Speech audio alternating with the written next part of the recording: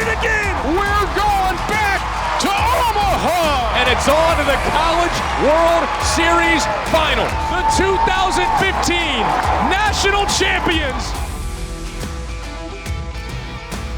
It is Monday, March 3rd, 2025. The Local 9 has won its last 4 in a row, all at Disharoon Park. And with that, we welcome you into another edition of 1186, the podcast, the official podcast of the University of Virginia baseball program. I am Damon Dillman, joined by Andrew Ramspacker, as always. And joining us this week from Disharoon Park, the leadoff hitter for the Who's this season, sophomore infielder Eric Becker. Eric, thanks for joining us, man. Of course. Thank you guys for having me. It's my pleasure. Yeah, so let's start with you guys coming off a big weekend, putting some runs on the board against Dartmouth. You got some more coming up at home this week, William & Mary tomorrow, and then the 3 over the weekend starting ACC play against Boston College. But before we get into talking baseball, I wanted to ask you about just what it was like being back at the Dish this weekend and playing in front of those kinds of crowds that you guys played in front of this weekend. 12,000 plus over the course of the weekend. It was a record-breaking crowd for non-conference weekend at the Dish. And just from your perspective, you've played in some big crowds last year in the postseason. Now here it is, late February, early March, and fans are starting to fill up the Dish like that. What's that like from your perspective? Yeah, I mean, playing away for the first 2 weekends, played some great competition. So it was, great getting to play in Puerto Rico and, go to Texas. Obviously, we had our midweek game canceled. But again, playing here last Tuesday, I mean, the crowd was, they were jumping, they were electric, there were a lot of people there. So not just this weekend, but, last midweek game, it was amazing to play in front of a crowd here. And, for all the first years and transfers to, get to play in an atmosphere here in Charlottesville. And then, this weekend playing our first series home. It was super fun, being back here playing in front of an amazing crowd, like we have it here, and to show out in front of them, have a few good games, come out with a sweep. So I'm excited to play tomorrow and get ACC rolling. What was the first UVA baseball game you ever attended? Was it the one you first played in, or did you ever come here to a game like on a visit or anything? On a visit, on my visit we saw the orange and blue fall game. So we saw that game. But, yeah, I mean, the first real game that I came to was the one I played in last year against Hofstra. Right. So that was my first one. So I'm sure you heard, because there's always like a build-up, right? Like to the first set of players have to experience like a regional in Charlottesville. I know there was a lot of build-up to it last year. You were new to it. And that regional weekend, obviously Super was great too against Kansas State, but that regional weekend was especially electric. I think Oak mentioned it, and he thought it was like the best atmosphere he ever felt here. Maybe that momentum has kind of carried on now. Obviously, with the preseason expectations of your team and everything like that. But when you stepped out there last year, for that regional, I mean, I think back to the J game, right, to close that thing out, and how crazy that was. The rain, everything that with it. What was that like when you think back on that experience? What was that like? And did that make you even more excited to come back? And play at the Dish for your sophomore year?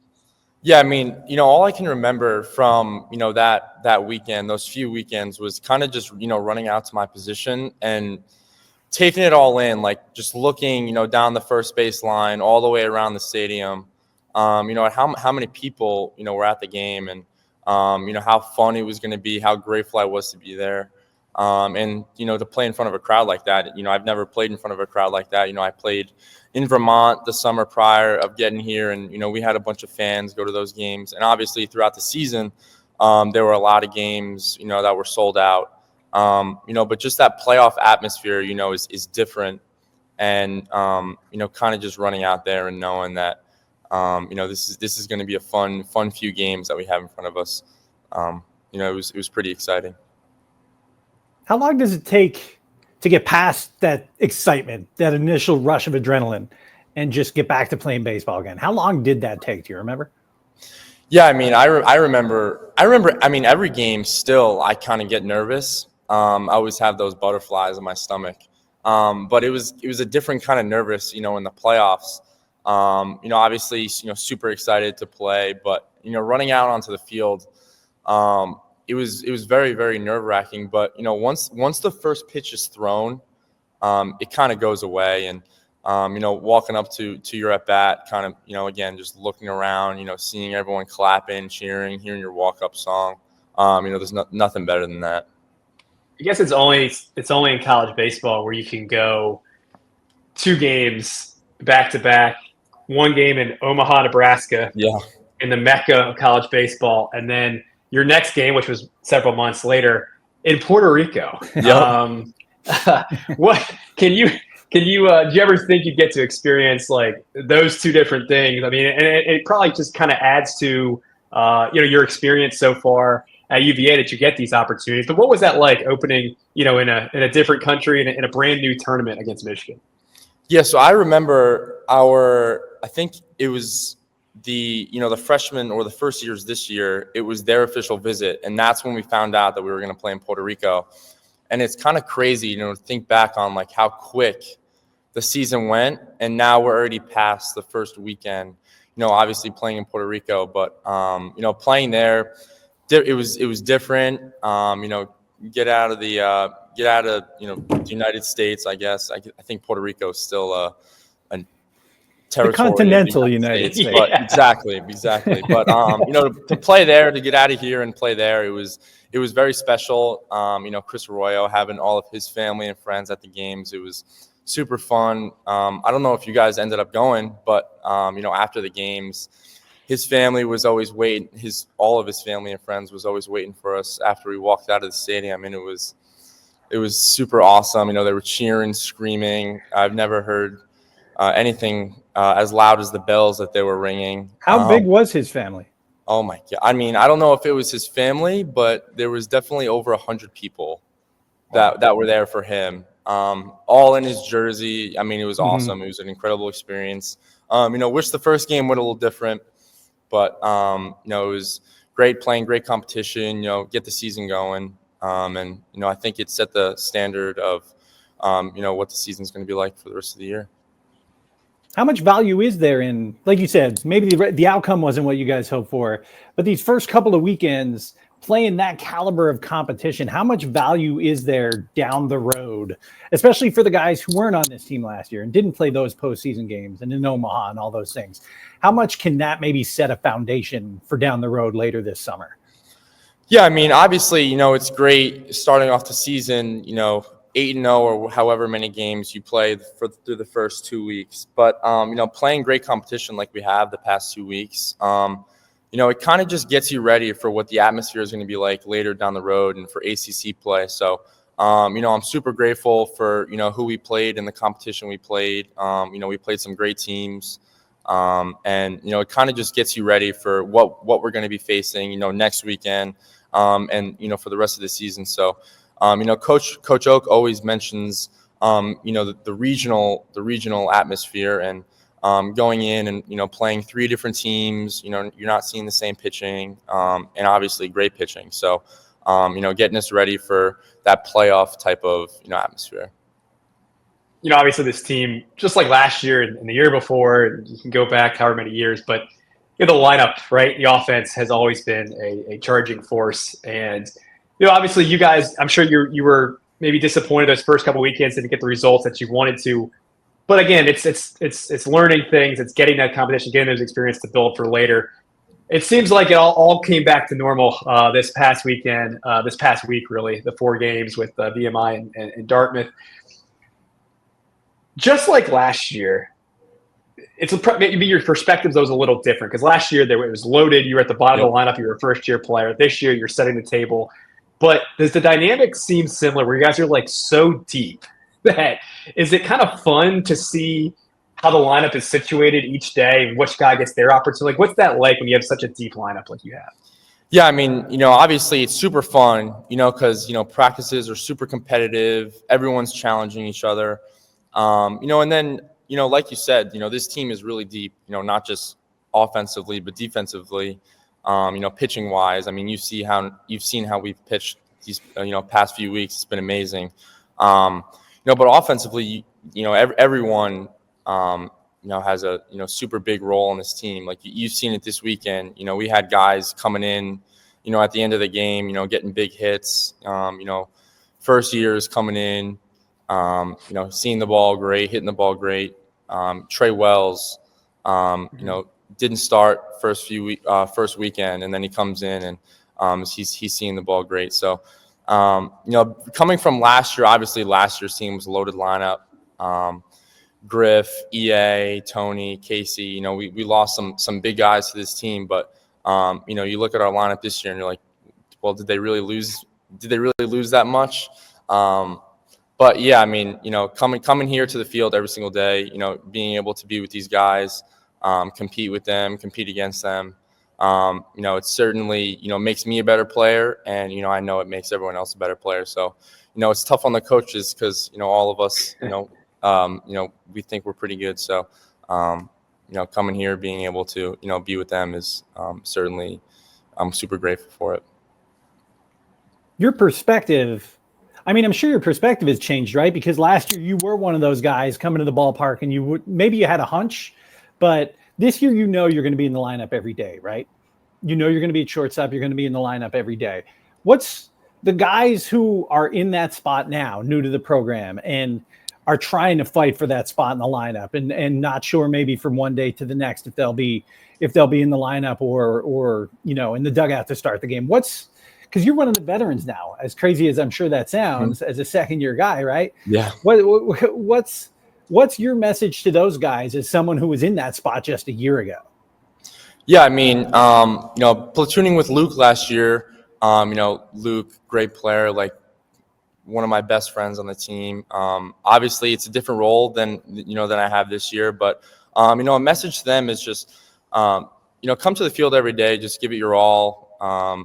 Put everything you got into practice. Even though I've started the last 2.5 weeks, and I have the shortstop role, like I'm coming to the field every day. That job is not given, it's earned. So, I still have to earn it throughout the year. And there's a lot more work to be done, a lot more games to be played. So, coming to the field every day during practice, showing those guys, what the standard is, giving the best effort I got. Even though you're not playing, you're not starting, you're always going to get an opportunity. And when that opportunity is given to you, you got to make the most of it. And, I feel like I did that last year. And, again, like it's not given to you, it's earned. So coming to the field every day with these guys, trying to make them, as a better player than, I can. So, yeah. Eric, you haven't changed your number to 6, but you are leading off. You are playing shortstop. How much did Griff? That's a tough role, right? Like you're filling in for a guy who is an all-timer here. I think we're just I don't know what is the year set, right? 5 years until you can make the Virginia Baseball Hall of Fame. Whatever it is, he's a first ballot guy. Obviously, now figures into the future of the Baltimore Orioles. Just an all-time player at UVA. But I also saw like you called him one of your best friends. Yep. So filling in that spot, you're not only filling in for like a legendary player, but you're filling in for one of your best friends. What is that dynamic like? And how much communication do you still have with Griff? Yeah. So obviously we have like a mentorship kind of thing here in our program, and he was my mentor. So he kind of took me through the ropes last year. In the fall, taught me how everything was done. So just being able to learn from him, as a player, not just as a player, but as a person, and, how he took school, how he took the program, and the mental side of the game. It kind of just really taught me, what the standard is, and being able to, take over his spot, super grateful for it. Yeah, we still keep in touch. Me and Henry, we talk with him, a lot. He keeps in contact with us. So we kind of have like a little joke with him. He one time didn't answer our call, so we kind of got mad at him for a little bit, but it was a little joke. But obviously, great player. Expect big things from him and the Orioles organization, and can't wait to see his career. He didn't take your call. He did not answer our call. No, he did not. And yeah, we still joke about it with him to this day. So it was that one time that just It was that one time Yeah. where he was actually answering other people's calls, but not ours. So Wow. so yeah. Was it something you guys did, or like were you? I don't know. He Is he big timing you? told us he is big. That's what we tell him. He's Yeah. big leaguing Yeah. us. He makes it Right. to the pros, and all of a sudden it's a little different. So Which Henry, by the way, Ford or Godbout? Ford. Okay. Just to set the record straight. Yep. Yeah. But he was probably taking Godbout's calls. He was. He told us. He was. Yeah. You know, the old double play Right. partner. Yeah. Exactly. Yeah. Up the middle partner. Jeez. Yeah. That is I brutal. don't. I'm left speechless by this development. So, but no, all joking aside, just the value in you were playing alongside a guy like that last year, and other you talked about how loaded that lineup was, but you also got a chance to see how those guys went about their business within this program. We talk to the coaching staff all the time about how it's not really like the coaches set the table, but so much within this program is player driven and handed down from generation to generation. What kind of responsibility comes with being a guy now in year 2 in this program and sort of maintaining that level of expectation just within the clubhouse, within the locker room? Yeah, so Coach Oak always mentions it. He's like, the best teams are always player-led. And there's stuff we do in this program that cater towards, players leading and, stuff like that. And kind of what I'm focusing on, not as a baseball standpoint, not from a baseball standpoint, but, from just a leadership standpoint is, again, kind of just showing up. Again, not everything is earned, it's given. So giving these, first years, these transfers, showing them, how everything is done here and, giving it your all. And I'm kind of not the loudest person. I think people on the team can agree. I'm not the loudest person. I'm, pretty shy, laid back. But, what I try and exemplify is, leading by example and, doing stuff, to the best of my ability. And, I'm not really going to tell someone, how something is done. Obviously, if they're not doing it the correct way or they're making mistakes, I'll help them out. But I'm not really one to yell at anybody, nothing like that. But yeah, that's how I am. Does anybody yell at anybody? I wouldn't say yell at anybody, but I would say some people are more vocal than others, for sure. How does that leadership get played out when, like you mentioned, you lost some guys, some leaders from last year, Griff being the prime example, and you go out and your first 2 weekends maybe aren't the results you want, and you got that long flight back from Texas after losing in 12 innings to an Oklahoma team who, by the way, is still undefeated. How is that amongst the players? What was that like? And obviously it's not the end of the world, right? You have plenty of baseball left, but I'm sure you're disappointed. And after your first 2 weekends, you're 3-3 and you're preseason number 2. So like, what is that leadership? How is that exemplified? Who steps up? What is that dynamic like amongst you guys? Yeah. So, obviously, we expected big things out of us, coming out and playing some good competition the first 2 weekends.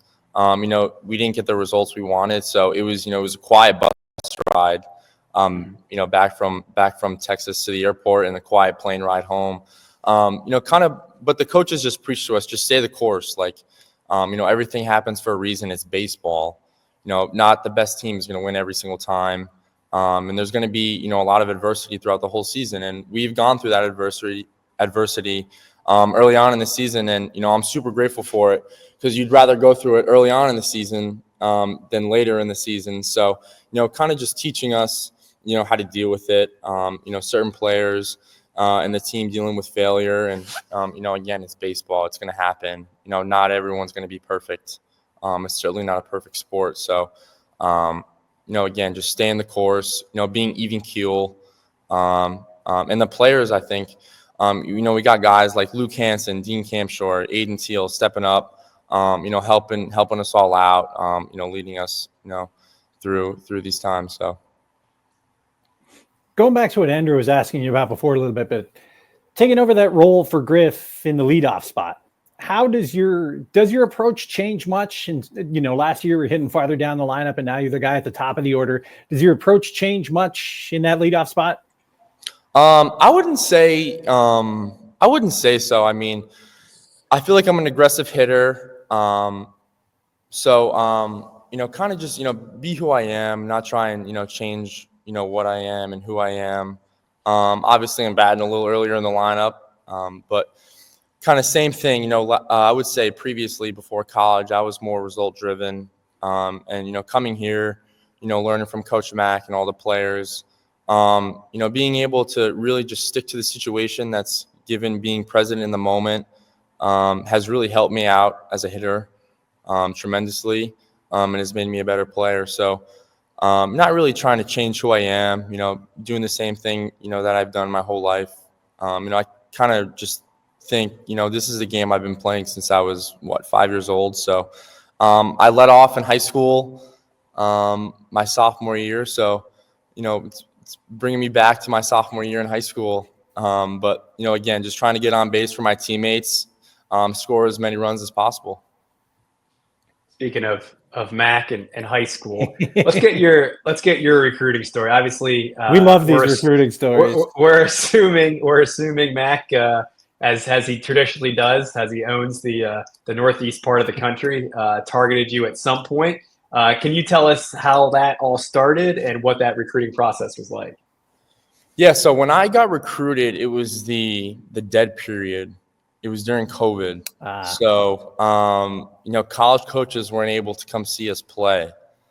And so everything, all of my recruiting was done through, video. I was just sending video out. And my high school coach, Coach Rooney, he played for Coach Mack.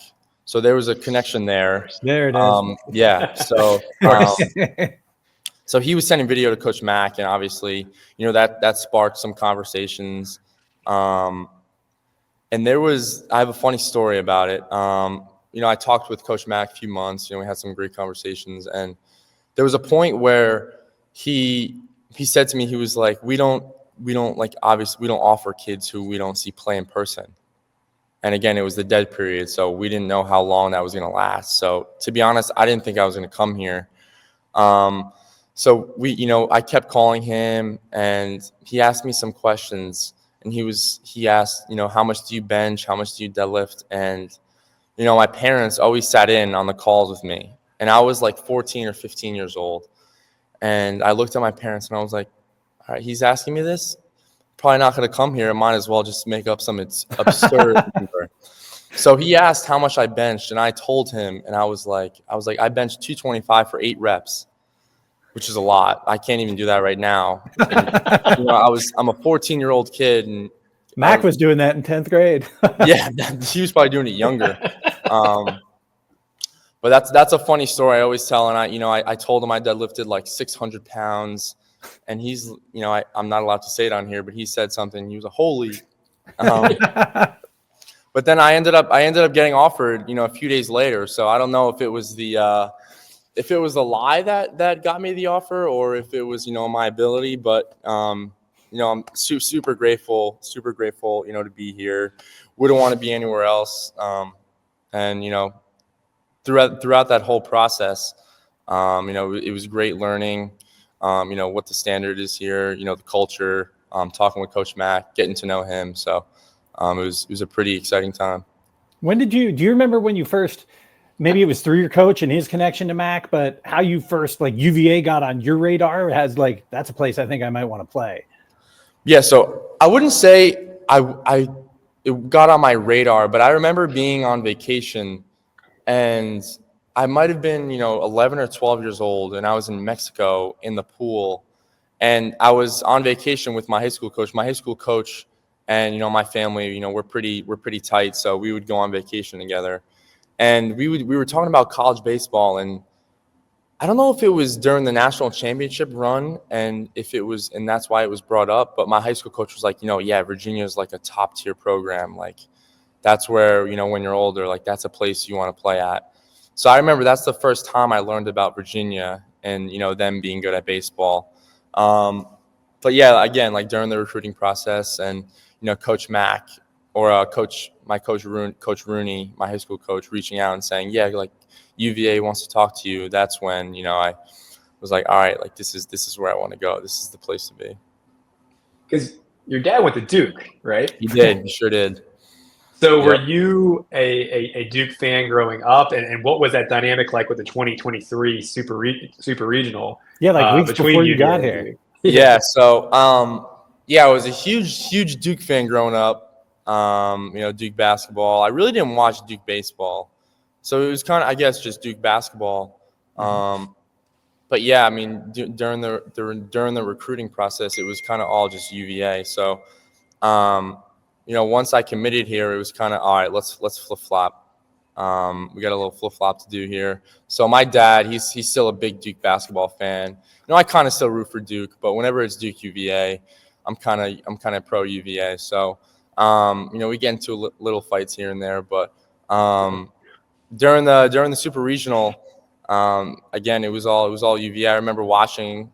I was still playing high school ball at that time, and I remember driving home from a game, and that was when the huge Jake Geloff fly ball to the outfield, and kind of the robbed home run. I don't know if it was robbed or it was a great catch. Right. And I had all my teammates on my high school team, yelling at me saying, "Haha, UVA lost." So that was a pretty disappointing moment, but we ended up winning the series. So yeah. It was a fun time. Do you think you bench more than Cooper Flag? I mean, I would. He's got long arms. He's got really long arms. Yeah. He's skinny. I think I would beat him in a one-on-one basketball match too. But I don't know about bench. I wouldn't say I'm the best bencher. Maybe dumbbell bench I can get him, but I don't know about regular bench. Okay, so that's proof that you're done lying about your 100%. Okay, 100%. I just wanted to test you there. All right. My question is Mac aware that you fabricated some of those numbers by this point? So we have like a team share, where we have to tell the team about ourselves. And last year I didn't mention it, and I only mentioned the story to a few of my teammates, but I was able to tell the story this past team share, and I got a lot of laughs out of it. And Coach Mack was laughing. I don't know if he knew it was fake or not, but he was laughing. So it was a pretty funny story to tell. What's a team share? So it's kind of like getting to know the team. We do it in the fall and into the preseason where you just go up, introduce yourself, tell us a little bit about yourself. Some adversity you faced. Some advice you have, some funny times out of your life. So it's a pretty cool experience getting to know your teammates. Gotcha. Yep. All right, our last thing. We've been asking this to any player that comes on here, but your walk-up song, what is it, and what's the story behind it? Yeah, so mine is Empire State of Mind by Alicia Keys. From New York, so I feel like it fits me pretty well. And it's obviously a good song. So I like going up there, kind of relaxing me a little bit. Gets me in the moment. All my teammates, I think like it. So, I think I'm going to stick to it. That one makes a little more sense than Jacob Ferentz, who is actually not from Australia. Yeah. You being from New York. Yeah, that lines up a little better than his. Yeah. Okay. Well, good. That makes sense. Thanks for sharing. Yeah, that seems like a pretty good spot to wrap it up. Eric, thanks for joining us, man. Like we said at the top of the show, Hoos have William and Mary tomorrow at the Dish, and then 3 at home this weekend, starting ACC play against Boston College. ACC plays here already, which is kind of crazy. Crazy. But, yeah, right? Wild. Yeah, that's going to wrap up another edition of 1186 the podcast. For Andrew, for Eric, I'm Damon. Thanks as always for joining us. We'll see you next time.